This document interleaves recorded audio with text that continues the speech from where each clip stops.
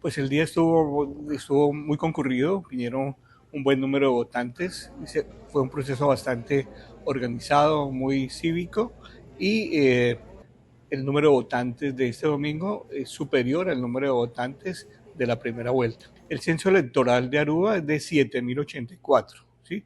Hoy domingo votaron 1.327 personas y durante toda la semana, de lunes a domingo, votaron 3.753 connacionales, que equivale al 53% del censo electoral, un poco más del 50%.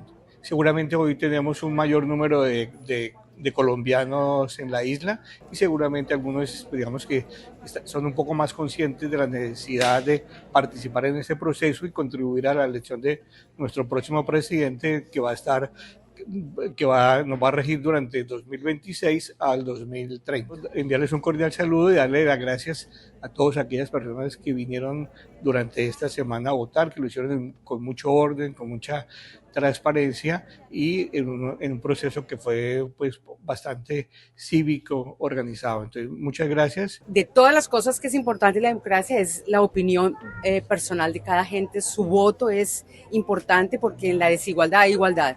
Creemos que es muy importante que todo el mundo vote por quien quiera, pero eso da señales de democracia que es muy importante para el desarrollo de un país. ¿Cómo quieres ver a Colombia en los próximos 4 años? Un país libre, lleno de paz, de seguridad, de armonía, de riqueza, porque somos un país rico en todos los aspectos, en cultura, diversidad, en todo, en todo. Decidiste madrugar el día de hoy a cumplirle la cita al país a pesar de que no vivas. ¿Por qué? Bueno, claro, hay que cumplirle al país hoy y siempre, ¿ok?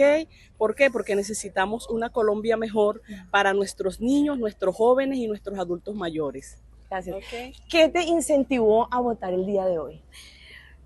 El desastre que tenemos en Colombia, literalmente nosotros ya no podemos visitar nuestro país. Si decimos, nos sacan un diente para venderlo, si corremos, nos jalan por las greñas para quitarnos cualquier cosa. Necesitamos cambio en Colombia. No diré nada, pero haré señales.